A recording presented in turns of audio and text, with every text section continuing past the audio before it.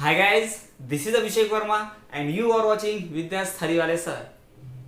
So students, इसके पहले वाले प्रीवियस वीडियोस में हमने पढ़ा था सॉइल रिसोर्स के बारे में, साथ ही साथ सॉइल के टाइप्स, सॉइल इरोजन और सॉइल कंजर्वेशन के बारे में पढ़ा था। और आज के इस वीडियो लेक्चर में हम बात करेंगे वाटर रिसोर्सेज के बारे में, साथ ही साथ वाटर कंजर्वेशन के बारे में, रेन वाटर हार्वेस्टिंग भी पढ़ेंगे और उसके बाद हम फॉरेस्ट रिसोर्सेज की भी स्टार्टिंग आज इस वीडियो लेक्चर में हम करेंगे। तो आज का वीडियो बहुत ही ज्यादा नॉलेजफुल और इंटरेस्टिंग होने वाला है। तो आज की इस वीडियो को बहुत ही ध्यान से देखिए क्योंकि वीडियो के एंड में आपसे पूछा जाएगा एक सवाल और सही जवाब देने वाले उस पर्सन का नाम अनाउंस होगा हमारे अगले वीडियो में। तो चलिए बिना किसी देरी के आज के इस अमेजिंग वीडियो को शुरू करते हैं। तो चलिए हम बात करते हैं वाटर रिसोर्स की। वाटर रिसोर्स जो है बहुत ही इंपॉर्टेंट रिसोर्स है ह्यूमन के लिए।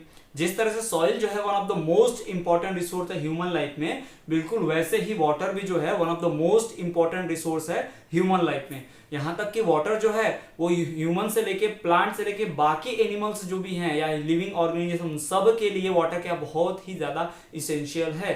ठीक, और वाटर जो है वो ह्यूमन बॉडी और प्लांट बॉडी का एक मेन कॉन्स्टिट्यूएंट भी है।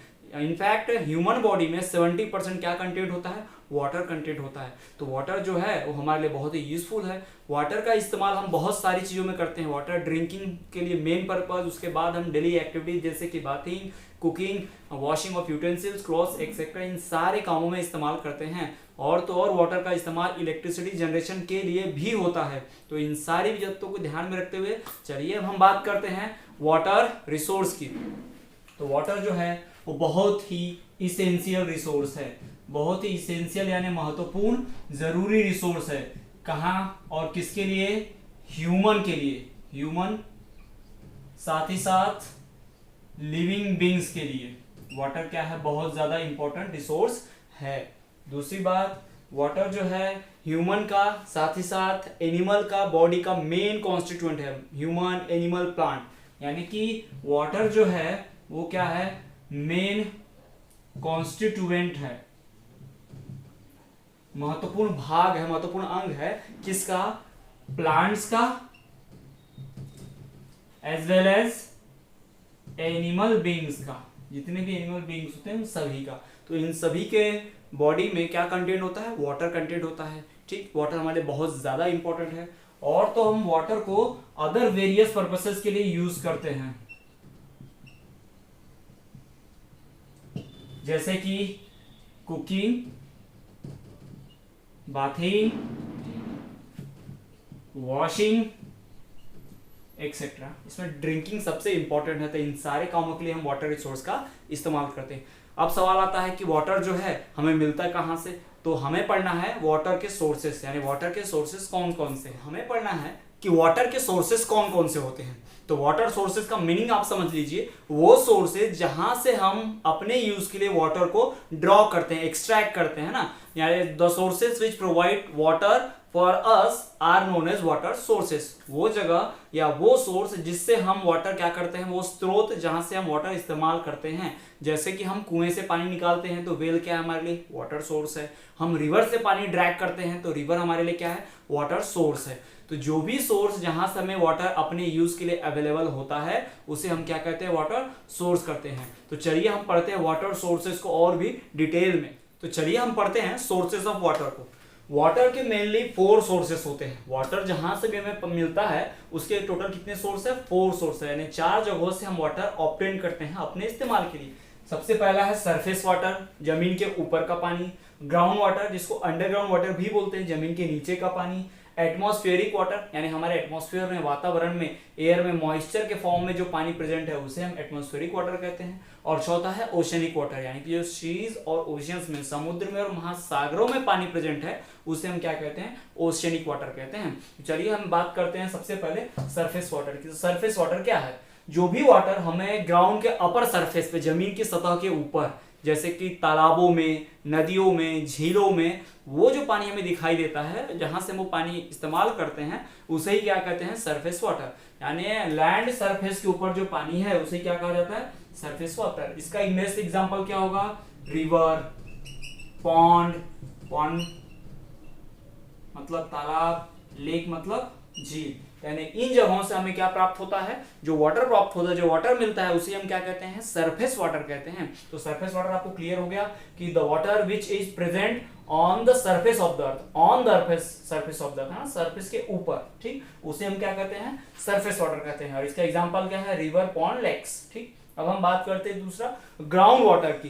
ग्राउंड वाटर का ही एक और नाम है अंडरग्राउंड वाटर। क्या नाम है इसका, अंडरग्राउंड वाटर। अंडरग्राउंड से आप बिल्कुल क्लियर समझ हो गया आपको कि ग्राउंड के नीचे, अंडर है तो नीचे है ना, जमीन के नीचे वाले पानी को क्या कहते हैं, अंडरग्राउंड करते हैं। अब सवाल ये आता है कि जमीन के नीचे पानी आता कहाँ से, तो हम जब छोटे थे बचपन में तो हम समझता नहीं था कि जमीन के नीचे कैसे पानी चला जाता है, कुएं से पानी कैसे आता है, हैंडपंप से।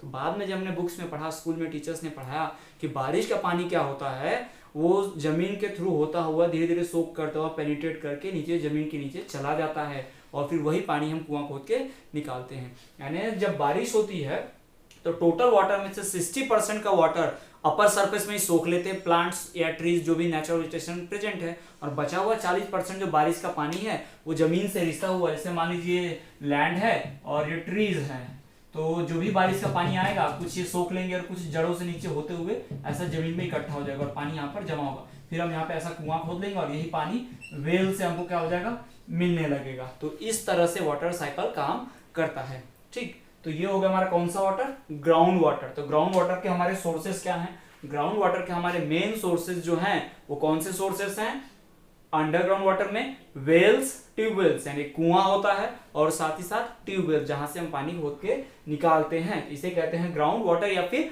Underground water. तो ग्राउंड वाटर के हम एग्जांपल देख लेते हैं। ग्राउंड वाटर मतलब वेल्स और ट्यूबवेल्स, ठीक। अब हम बात करते हैं एटमॉस्फेरिक वाटर की। एटमॉस्फेयर नाम से समझ में आ रहा है, हमारे एटमॉस्फेयर में, हमारे एटमॉस्फेयर वातावरण में जो भी वाटर मॉलिक्यूल्स प्रेजेंट है, आप देखते होंगे कई बार जो एयर है हमें कभी कभी ड्राई लगती है, स्किन हमारी रूखी हो जाती है। गर्मियों के समय में एयर जो बहुत ही हॉट होती है, हीट की वजह से, जिसकी वजह से वो गर्म लगती है। जबकि कूलर से जो एयर आता है, पानी गिरता है उसमें पंखे से, तो वो एयर जो होती है वो कूल होती है ना। तो वो इसलिए क्योंकि उस वाटर जो मॉलिक्यूल्स होते हैं हवा के साथ, एयर के साथ वाटर मॉलिक्यूल जुड़ जाते हैं। तो यानी कि हमें पता चलता है कि एयर के अंदर मॉइस्चर्स हैं। इसको छोटा सा एग्जांपल अगर मैं आपको बताऊं, तो आपने कभी भी कोल्ड वाटर का ग्लास अगर देखा है, तो वाटर के अंदर जब उस ग्लास के अंदर जो वाटर होता है या फिर उसके अंदर आइस रखी जाए, तो आप देखेंगे ग्लास के बाहर भी ऐसे पानी की ऐसे बूंदे जमा हो जाती हैं। तो क्या होता है, पानी ग्लास के अंदर से बाहर नहीं आता है, हमारे एटमॉस्फेयर में, हमारे हवा में जो पानी है, जो वाटर है, मॉइस्चर है, वो उस कोल्ड होने की कोशिश करता है वो भी, और उस कोल्ड वाटर के साथ जुड़ जाता है, सरफेस पे जुड़ जाता है, ठंडा होकर वहां पे सेटल हो जाता है। तो हम देखते हैं कि ग्लास के बाहर भी पानी प्रेजेंट होता है। कैसे आता है वो पानी, वो एटमॉस्फेयर का पानी है ना कि ग्लास का। तो ठीक है, एटमॉस्फेयर में पानी कैसे ही आपको पता चल गया, ठीक। तो जो एटमॉस्फेरिक वाटर है उसका हम इस्तेमाल नहीं कर पाते, उसको हम यूज नहीं कर पाते, क्योंकि एटमॉस्फेयर में क्या है, मॉइस्चर के फॉर्म में, गैस के फॉर्म में पूरी तरह से मिला हुआ है, ठीक है। लेकिन इसका इस्तेमाल हम कैसे कर सकते हैं, इनडायरेक्टली कर लेते हैं। जैसे कि मॉइस्चर, जब हमने कोल्ड एयर और हॉट एयर का बताया, अगर ज्यादा मॉइस्चर होगा एयर में तो हमें एयर कोल्ड लगेगी, कम होगा तो हमें एयर ड्राई और हॉट लगेगी। तो एटमॉस्फेरिक वाटर मतलब वाटर मॉलिक्यूल्स जो होंगे, वाटर किस फॉर्म में होगा, मॉइस्चर फॉर्म में होगा, नमी के फॉर्म में होगा, हमारे एटमॉस्फेयर में प्रेजेंट होगा। इस पानी का हम इस्तेमाल नहीं कर सकते। इन दो वाटर का हम इस्तेमाल कर सकते हैं, वाटर सोर्सेस का, लेकिन एटमॉस्फेरिक वाटर सोर्सेस का इस्तेमाल हम डायरेक्टली नहीं कर सकते। अब हम बात करते हैं ओशनिक वाटर की। ओशनिक वाटर मतलब क्या, the water present in seas and oceans, वो पानी जो समुद्र में और महासागरों में उपस्थित है, उसी पानी को हम क्या कहते हैं, ओशनिक वाटर कहते हैं। इस पानी का हम इस्तेमाल करते हैं, मेनली इस्तेमाल होता है इसका ट्रांसपोर्ट के लिए, सी ट्रांसपोर्ट, ठीक। और दूसरा इस्तेमाल इसका है उसमें से एक्वाटिक लाइफ, जैसे कि फिशेस और दूसरी चीजें है ना, ये सब एक्सट्रैक्ट करने के लिए। हम फूड भी एक्सट्रैक्ट करते हैं कहाँ से, सी से, और तो और सी के नीचे पेट्रोलियम मिनरल ऑयल भी निकलता है, तो हम वो भी एक्सट्रैक्ट करते हैं। तो वो तो इसमें नहीं आएगा ओशनिक वाटर में, लेकिन हाँ उसका यूज हम आपको बता रहे हैं कि ओशनिक वाटर का यूज क्या है। तो ये है हमारे 4 सोर्सेस ऑफ वाटर। पहला सोर्सेस है सरफेस वाटर। सरफेस वाटर मतलब क्या, अर्थ के सरफेस के ऊपर पाए जाने वाले वाटर को हम क्या कहते हैं, सरफेस वाटर कहते हैं। इसका एग्जांपल रिवर, पॉन्ड्स और लेक्स, यहाँ से हम सरफेस वाटर ऑब्टेन करते हैं। दूसरा है ग्राउंड वाटर, इसका एक और नाम है अंडरग्राउंड वाटर, यानी कि जो पानी, बारिश का पानी रिसते हुए जमीन से नीचे चला जाता है, वो जमीन में नीचे इकट्ठा होता है, परसोलेट होता है, परसोलेट मतलब इकट्ठा होना, ठीक। और वही पानी हम क्या करते हैं, इस्तेमाल करते हैं। बाय किस मीडियम से इस्तेमाल करते हैं, वेल्स और ट्यूबवेल्स के फॉर्म में, कुएं के फॉर्म में, कूप, नलकूप जिसको बोलते हैं, ट्यूबवेल बोलते हैं, उसके फॉर्म में इस्तेमाल करते हैं। तो अब हो गया हमारा एटमॉस्फेरिक वाटर। तो एटमॉस्फेरिक वाटर क्या है? वो वाटर जो एटमॉस्फेयर में वाटर मॉलिक्यूल यानी कि मॉइस्चर फॉर्म में प्रेजेंट है, उसे हम कहते हैं क्या? Atmospheric water. इस वाटर का हम इस्तेमाल डायरेक्टली नहीं कर सकते। चौथा जो है हमारा, चौथा और आखिरी, ओशनिक वाटर। ओशनिक वाटर मतलब क्या? वो वाटर जो हमारे सीज और ओशियंस में प्रेजेंट है, उसे ही हम क्या कहते हैं? ओशनिक वाटर कहते हैं। इसका मेन इस्तेमाल किस लिए होता है? ट्रांसपोर्ट के लिए, फिशिंग के लिए, इन सब चीजों के लिए इसका इस्तेमाल होता है। तो ये हमारा हो गया सोर्सेस ऑफ वाटर। अब हम बात करते हैं हमारे अगले टॉपिक, यूजेस ऑफ वाटर। तो चलिए हम डिस्कस करते हैं कि वाटर को हम कहां कहां और किस फॉर्म में इस्तेमाल करते हैं। तो इसको पढ़ने के लिए आपको बुक की भी जरूरत नहीं है, ज्यादा दिमाग लगाने की भी जरूरत नहीं है। आप डेली लाइफ में जो एक्टिविटीज करते हैं, डेली लाइफ में जिन भी कामों के लिए आपने वाटर का इस्तेमाल किया, वही यूजेस ऑफ वाटर है। तो सबसे मेजर यूज जो है वाटर का, वो कहाँ है? सभी लोग जानते होंगे, ड्रिंकिंग। सबसे मेन और इंपॉर्टेंट यूज क्या है? ड्रिंकिंग, यानी वाटर हम पीने के लिए, इसके बिना हम जिंदा नहीं रह सकते हैं ना, तो हमें पानी पीने के लिए इस्तेमाल होता है। तो ये हमने लिख दिया पहला यूज। दूसरा सबसे मोस्ट इंपॉर्टेंट यूज कहाँ पर होता है? जी, इरिगेशन, खेती, है ना। पानी के साथ साथ खाना भी तो चाहिए, तो खाना कैसे उगेगा? खेती करके। खेती कैसे होगी? इरिगेशन यानी कि सिंचाई, यानी खेतों में पानी देकर, फसलों में पानी देकर हम फूड उगाते हैं। तो ये सेकंड मोस्ट इंपॉर्टेंट यूज हो गया। और थर्ड यूज क्या है? सबसे थर्ड मोस्ट इंपॉर्टेंट यूज क्या है? इसमें बहुत सारी चीजें जो डेली एक्टिविटीज, हमारी डेली एक्टिविटीज, कौन सी डेली एक्टिविटीज? जैसे कि कुकिंग, बाथिंग, वॉशिंग, है ना। वॉशिंग क्या? क्लॉथ्स और यूटेंसिल्स, ठीक। डेली एक्टिविटीज उसमें आप डाल दीजिए जो भी आपको लिखना है, जो जो डेली एक्टिविटीज आप करते हैं, कुकिंग, वॉशिंग, बाथिंग, ठीक। इन सब चीजों के लिए हमें किसकी आवश्यकता है? वाटर की आवश्यकता है। और कुछ कामों के लिए वाटर का इस्तेमाल करते हैं, इंडस्ट्रियल यूज के लिए, है ना। वाटर जो है इंडस्ट्रियल इस्तेमाल होता है इंडस्ट्रीज में। जैसे कि कोई डाइंग वाला है, डाइंग मतलब जहाँ पे कलरिंग का काम होता है कपड़े को, उसमें तो कलर करना पड़ेगा। तो कलर के लिए क्या करना पड़ेगा? कलर पाउडर फॉर्म में, केमिकल फॉर्म में उसको पानी में मिक्स करके ना कपड़े को कलर किया जाएगा। तो वहां भी किसका इस्तेमाल है? इस वाटर का इस्तेमाल है। और भी कुछ कामों के लिए इस्तेमाल होता है। ट्रांसपोर्ट, वाटर से तो ट्रांसपोर्ट, नाव चलती है, शिप्स चलते हैं, क्रूज चलते हैं, हम ट्रांसपोर्ट के थ्रू ही, सॉरी वाटर के थ्रू ही तो बहुत सारा सामान ट्रांसपोर्ट करते हैं शिप्स में, कार्गो में भर के, ठीक ठीक। और क्या होता है? और किन कामों के लिए हम इस्तेमाल करते हैं? सबसे और एक मेन इंपॉर्टेंट यूज है power transmission, sorry power generation जिसको बोलेंगे, ट्रांसमिशन नहीं, पावर जनरेशन, यानी बिजली उत्पादन के लिए। पावर जनरेशन के लिए भी हम क्या इस्तेमाल करते हैं? वाटर का इस्तेमाल करते हैं। कैसे इस्तेमाल करते हैं? जहां भी झरना होता है या बहता हुआ पानी होता है, या हम रिवर के ऊपर डैम बना लेते हैं, वहां पर टरबाइन लगाई जाती है, ठीक। टरबाइन मतलब क्या होता है? मोटर जैसा ही होता है, उसमें ब्लेड्स लगी होती हैं, और वो पानी जब ऐसा ब्लेड के ऊपर गिरता है, जैसे मान लीजिए डैम बना दिया गया बहती हुई नदी के ऊपर, ठीक, और यहाँ पर मोटर लगा दिया, मोटर में ऐसे ब्लेड्स होंगी, तो इन ब्लेड्स के ऊपर जैसे जैसे वाटर गिरेगा, ये ब्लेड्स क्या होंगी? रोटेट होंगे, ना, ये ब्लेड्स घूमेंगी, और इनके घूमने की वजह से क्या जनरेट होता है? इलेक्ट्रिसिटी जनरेट होता है, ठीक। आपने साइंस में पढ़ा भी होगा, ठीक। तो इस तरह के हम वाटर का यूज करते हैं अपने डेली लाइफ में इन सभी कामों के लिए। किन किन कामों के लिए? सबसे most important drinking, second most important irrigation, irrigation मतलब सिंचाई, ताकि हम क्या उगा सके, खेतों में क्रॉप उगा सके और हमें क्या मिले? फूड मिले।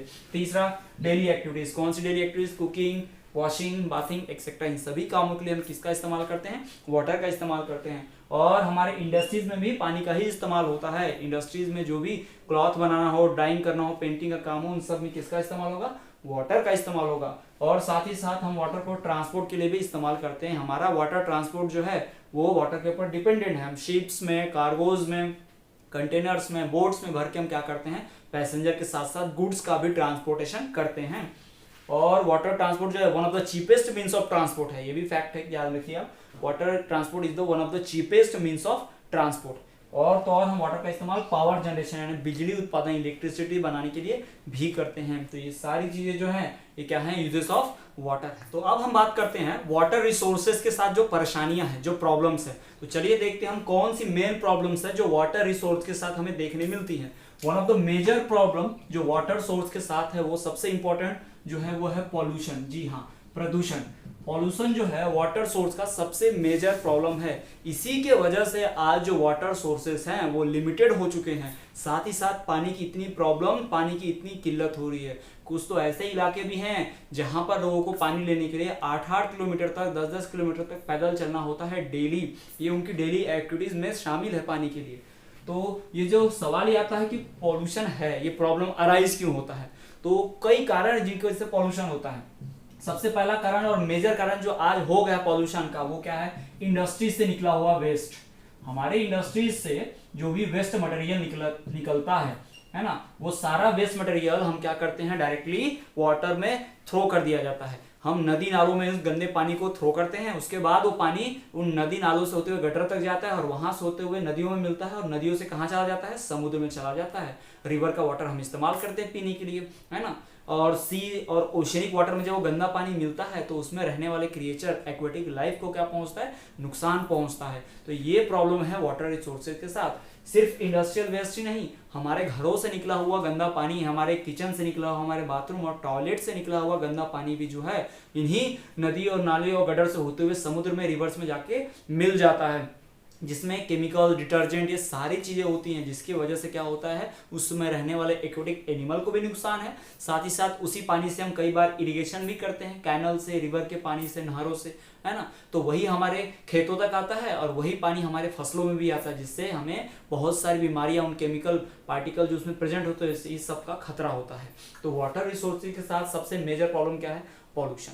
अब ये पॉल्यूशन क्यों होता है, इसके फैक्टर्स हम पढ़ चुके हैं कि इंडस्ट्रियल वेस्ट से और हाउस वेस्टेज से, हमारे घरों से निकले हुए वेस्ट से। अब ये सॉलिड वेस्ट भी है और लिक्विड वेस्ट भी है। अब उपाय क्या है? हम घर तो बंद नहीं कर सकते, इंडस्ट्री तो बंद नहीं कर सकते, है ना। वेस्ट मटेरियल तो निकलेगा, है ना। वाटर पॉल्यूट तो होगा, तो पॉल्यूट हो लेकिन ज्यादा पॉल्यूट ना हो, इस पॉल्यूशन के लेवल को कम किया जाए, ये हमारे बस में, हम ऐसा कर सकते हैं। तो ये कैसे होगा? नदियों में जो पानी है और जो पानी हम नदी नालों में और हमारे घरों से निकल रहा है, इंडस्ट्री से निकल रहा है, जो खराब पानी निकल रहा है, उस खराब पानी को डायरेक्टली नदी में न डाल के, डायरेक्टली समुद्र में न डाल के हम क्या करें? उस पानी को पहले साफ करें। जी हाँ, इसके लिए बनाए जाते हैं वाटर ट्रीटमेंट प्लांट और सीवेज ट्रीटमेंट प्लांट, है ना। यानी पानी को पहले साफ करो, उसमें से जितना हो सके केमिकल कंपाउंड जो खराब हैं, पॉल्यूटेंट्स को अलग कर लिया जाए। उसके बाद उस पानी को कहाँ डाला जाए? नदियों में, नालों में छोड़ा जाए, ताकि कम से कम नुकसान हो और कम से कम क्या हो?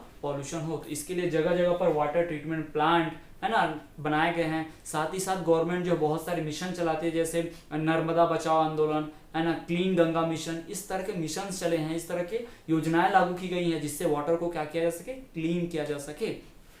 तो वाटर हमारे अर्थ पे कम नहीं है, इंडिया का या पूरे अर्थ की हम बात कर ले तो पूरा अर्थ ही जो है 70% वाटर से कवर है, 70% से ज्यादा ही है।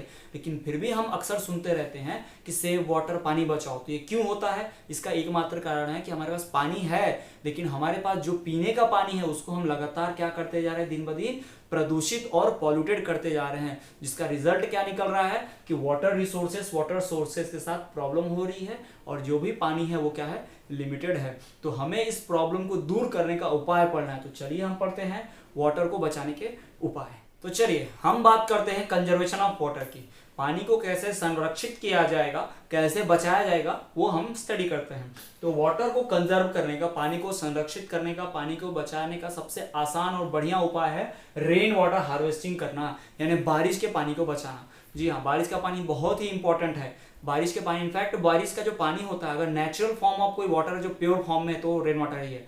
पूरे अर्थ पे सबसे प्योरेस्ट नेचुरल फॉर्म वाटर का कोई है तो क्या है? रेन वाटर है। ठीक, तो रेन वाटर हार्वेस्टिंग जो है, बारिश के पानी को बचाना, ये सबसे अच्छा उपाय है पानी को बचाने का, कंजर्व करने का। ठीक, क्योंकि बारिश जो होती है वो 2-3 महीने तक होती है मानसून सीजन में, और इसमें बहुत सारा पानी बचाया जा सकता है, जिसका इस्तेमाल हम वेरियस पर्पजेस के लिए कर सकते हैं। रेन वाटर हार्वेस्टिंग बहुत ही इंपॉर्टेंट टॉपिक है, कई बार एग्जाम में 3 मार्क्स के लिए पूछा जा चुका है। Why rain water harvesting is necessary, what is rain water harvesting, explain it, what is roof top rain water harvesting. Rain water harvesting का टाइप है, ये भी हम आगे डिस्कस करेंगे। अभी ये सब पूछा जाता है एग्जाम में, 3 मार्क्स के लिए कई बार पूछा जा चुका है बोर्ड एग्जाम में, तो इंपॉर्टेंट है, ध्यान रखिए। और दूसरा मेथड क्या है वाटर को कंजर्व करने का, कि जो भी वाटर रिसोर्सेस है उनका साइंटिफिक मैनेजमेंट कीजिए, है ना। साइंटिफिक मैनेजमेंट मतलब पुराने तरीकों से नहीं, नए तरीकों से उनकी रख रखाव कीजिए। यानी समय चेंज हो चुका है, वाटर रिसोर्सेज का हम इस्तेमाल भी चेंज कर चुके हैं, तो वाटर रिसोर्सेज का बचाने का हमें तरीका भी क्या करना होगा? चेंज करना होगा। साइंटिस्ट ने जो तरीका बताया है हमें पानी को किस तरह से इस्तेमाल करना है, या वाटर रिसोर्स का किस तरह से इस्तेमाल करना होगा, हमें ध्यान रखना होगा। जैसे कुएं के पानी में हम ब्लीचिंग पाउडर या क्लोरीन डाला करें ताकि पानी क्या रहे? प्यूरिफाई, साफ रहे, है ना। और भी जो साइंटिस्ट हमें मेथड अपनाने को कहते हैं जिससे वाटर रिसोर्सेज को बचाया जा सके, वो हमें अपनाना चाहिए। और तीसरा जो है वो प्रिवेंशन फ्रॉम पॉल्यूशन। पानी को पॉल्यूट होने से बचा दो, अपने आप पानी क्या हो जाएगा, कंजर्व हो जाएगा। सिंपल एग्जांपल देते हैं कि आपके पास 2 ड्रम पानी है, ठीक, 2 ड्रम पीने का पानी है, और क्या हुआ, आपके 1 ड्रम पीने के पानी में क्या गिर गया, कचरा गिर गया, पॉल्यूट हो गया, तो आपके पास कितना ड्रम पानी है, 2 ही ड्रम पानी है। अभी कई लोगों ने जवाब दिया होगा 1 ड्रम पानी, लेकिन नहीं, पानी तो आपके पास 2 ड्रम है, लेकिन अब साफ पानी 1 ड्रम है और पॉल्यूटेड पानी 1 ड्रम है। यानी कि पानी खत्म नहीं हो रहा, पानी का जो रेशियो है वो खत्म नहीं हो रहा, और तो पानी भरपूर है, बट ड्रिंकिंग वाटर, साफ पानी, क्लीन वाटर क्या हो जाता है, कम हो रहा है धीरे धीरे। तो इसलिए हमें क्या करना है, पॉल्यूटेड होने से बचाना है। अगर पानी पॉल्यूट नहीं होगा तो अपने आप हमारे पास ढेर सारा पानी अवेलेबल रहेगा, यानी वाटर कंजर्व रहेगा। तो चलिए ये थे हमारे मेथड्स ऑफ वाटर कंजर्वेशन। अब हम बात करने जा रहे हैं रेन वाटर हार्वेस्टिंग की। तो चलिए हम पढ़ते हैं रेन वाटर हार्वेस्टिंग। किसे कहते हैं रेन वाटर हार्वेस्टिंग? बारिश के पानी को बचाना कहते हैं रेन वाटर हार्वेस्टिंग? जी नहीं, सिर्फ बारिश के पानी को बचाना रेन वाटर हार्वेस्टिंग नहीं कहलाता। आप बारिश के पानी को बचाइए, आपने 2 ड्रम बारिश का पानी बचाया, फिर बाद में जाकर फेंक दिया, क्या ये रेन वाटर हार्वेस्टिंग हुआ? बिल्कुल नहीं।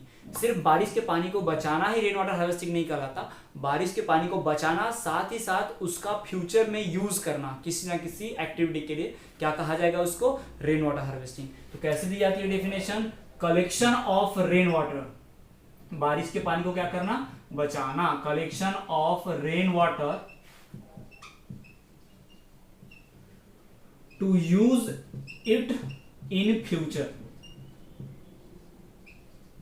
या to use it for daily activities, इसको हम बोलेंगे रेन वाटर हार्वेस्टिंग। पूरी डेफिनेशन याद रखिए, जब भी आपको एग्जाम में पूछा जाता है तो कई बार ऐसा पूछा जा चुका है, what is rain water harvesting, why it is necessary, तो आपको बताना होगा what is rain water harvesting. Definition लिखनी पड़ेगी आपको कि कैसे लिखना होगा, collection of rain water for use it in future, या फिर collection of rain water for use it in daily activities, this is known as rain water harvesting. तो ये है रेन वाटर हार्वेस्टिंग की प्रॉपर डेफिनेशन, यानी कि वर्षा जल संचयन, वर्षा जल संरक्षण, रेन वाटर हार्वेस्टिंग।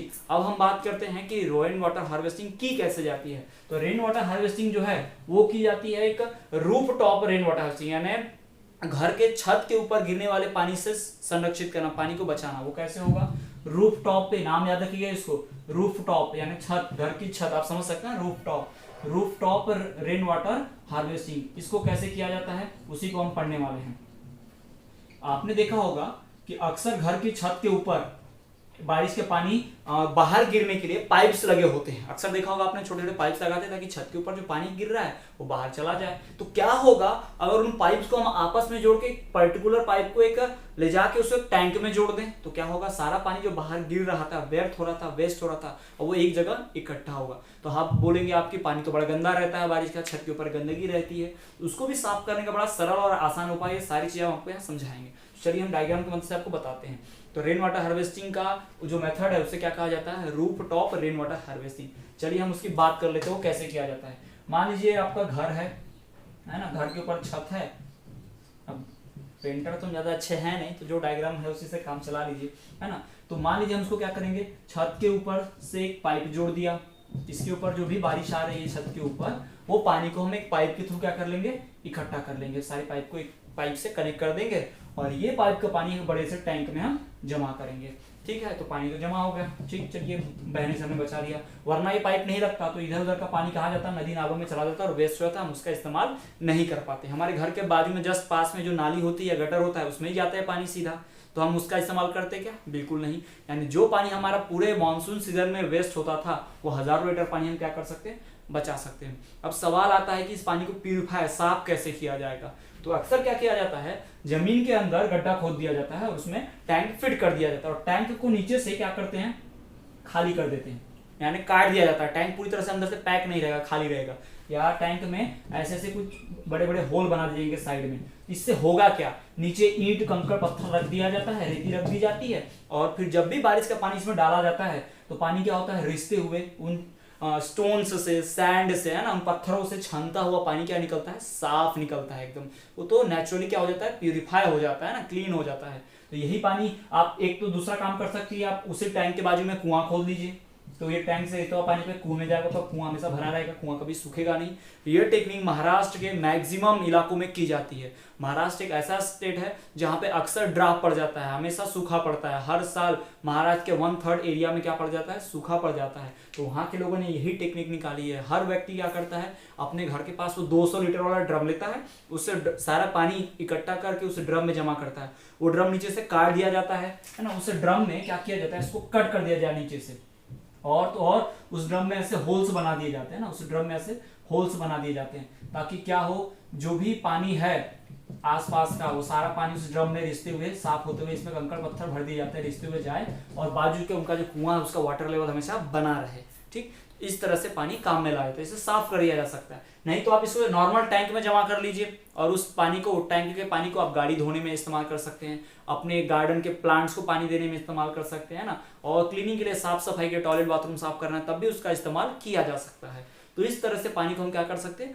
बचा सकते हैं। तो इसे कहा जाता है रेन वाटर हार्वेस्टिंग, और यह है roof top rain water harvesting. ठीक, अब रूफ टॉप के अलावा एक और आता है रेन वाटर, जिसको सिंपल रेन वाटर हार्वेस्टिंग कहा जाता है। वो कैसे होता है, इसमें छत के पानी को जमा नहीं करते, इसमें क्या करते हैं, हमारे घर का जो आंगन होता है उसको स्लोप वाइज बना देते हैं, आंगन को सर थोड़ा ढलान जैसा बना देते हैं, और क्या करते हैं, जहां पे लास्ट ढलान होती है, जैसे आपने देखा होगा नाली की जाली होती है, उस जाली में से होते हुए पानी जाता है, तो लास्ट ढलान में क्या करते हैं, बड़ा सा टैंक नीचे जमीन के अंदर फिट कर दिया जाता है, यहाँ पर जाली होती है, तो जो भी आंगन में पानी गिरेगा वो पानी भी रिसते हुए उसी जाली में जाएगा।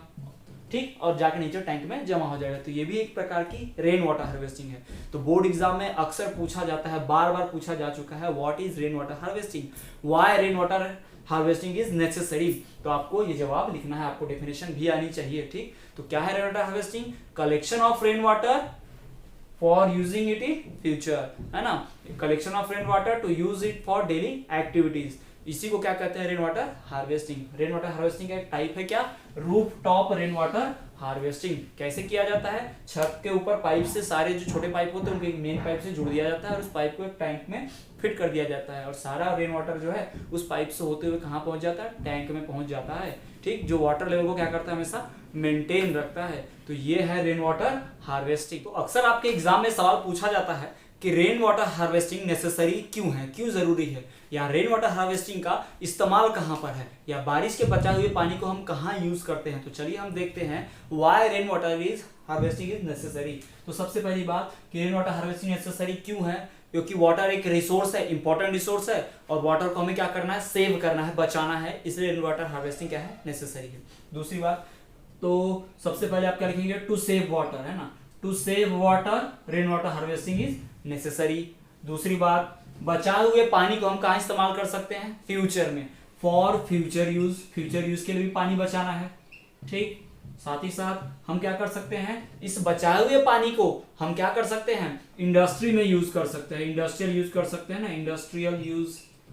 ठीक, इंडस्ट्री में बहुत सारे काम होते हैं, मशीन वॉश करना, या फिर व्हीकल्स वॉश करना, या फिर डाइंग केस में, इन सारे चीजों में किसका इस्तेमाल हो सकता है, रेन वाटर हार्वेस्टिंग के वाटर का इस्तेमाल हो सकता है। और क्या किया जा सकता है, हम अपनी खुद की डेली एक्टिविटीज के लिए, है ना, डेली एक्टिविटीज जैसे कि कौन सी daily activities, cooking, washing, bathing, है ना, वाटरिंग फॉर प्लांट्स, इन सारे चीजों के लिए हम रेन वाटर हार्वेस्टिंग का इस्तेमाल कर सकते हैं। तो ये आया कि वाटर जो रेन वाटर हार्वेस्टिंग में बचा हुए पानी का हम इस्तेमाल कहाँ कर रहे हैं, उसका यूज कहाँ कर रहे हैं। और क्या होगा, वाटर लेवल तो मेंटेन करता है ना रेन वाटर हार्वेस्टिंग। जो बहुत सारा बारिश का पानी कहाँ जा रहा था, नदी नालों में जा रहा था, नाली में जाके गटर में, गटर से नदी में, नदी से फिर समुद्र में। तो क्या वो पानी जमीन के नीचे गया, जी बिल्कुल नहीं गया। तो अंडरग्राउंड पानी हम तो निकाल रहे हैं, कुआं खोद रहे हैं, ट्यूबवेल खोद रहे हैं, हैंडपंप चला रहे हैं, लेकिन जमीन के नीचे पानी तो पहुंचना चाहिए, तभी तो हम उसको वापस निकाल पाएंगे। तो रेन वाटर हार्वेस्टिंग की वजह से क्या होता है, अंडरग्राउंड वाटर लेवल क्या होता है, मेंटेन रहता है, यानी कि मेंटेन्स ग्राउंड वाटर लेवल, यानी कि मेंटेन्स ग्राउंड वाटर लेवल, जमीन के नीचे का पानी, सतह के नीचे के पानी को क्या करता है, मेंटेन करता है, लेवल बनाए रखता है ना। तो ये बहुत ही इंपॉर्टेंट क्या है, यूज है, किसका यूज है, रेन वाटर हार्वेस्टिंग का। That's why rain water harvesting is necessary, these are the uses of rain water harvesting. तो हमने वाटर रिसोर्सेज के बारे में आज सब कुछ पढ़ लिया, वाटर क्या है, वाटर सोर्सेज क्या है, वाटर रिसोर्सेज क्या है, हमने वाटर सोर्सेस भी पढ़े, एटमॉस्फेरिक, ग्राउंड, है ना, ये सारी चीज़ हमने पढ़ी, ओसेनिक सी, ये सब हमने पढ़ा। उसके बाद हमने प्रॉब्लम विथ वाटर सोर्स भी पढ़ा कि क्या प्रॉब्लम हो रही है वाटर सोर्स के साथ। साथ ही साथ हमने ये पढ़ा कि उस प्रॉब्लम को रोकना कैसे, उपाय कैसे। फिर हमने वाटर कंजर्वेशन भी पढ़ा। वाटर कंजर्वेशन में से एक था हमारा रेन वाटर हार्वेस्टिंग। हमने ये भी पढ़ा कि रेन वाटर हार्वेस्टिंग क्या है, जिसमें हमने roof top rain water harvesting के बारे में भी पढ़ा, ठीक। और हमने पढ़ा कि रेन वाटर हार्वेस्टिंग क्यों नेसेसरी है, साथ ही साथ रेन वाटर का यूज क्या है। तो फ्रेंड्स, आज के वीडियो लेक्चर में इतना ही। चलिए अब हम बात करेंगे अपने अगले वीडियो में फॉरेस्ट रिसोर्स के बारे में। तो चलिए आज के लिए इतना ही, लेकिन जाने से पहले आज के लिए आपका सवाल हम देकर जाते हैं। आज का सवाल ये है कि जो एटमॉस्फेरिक वाटर है उस वाटर का हम इस्तेमाल क्यों नहीं कर पाते, जो एटमॉस्फेरिक वाटर का सोर्स है उसका इस्तेमाल क्यों नहीं कर पाते। तो कमेंट में आपके जवाब लिख भेजिए। तब तक के लिए देखते रहिए विद्यास्थली वाले सर।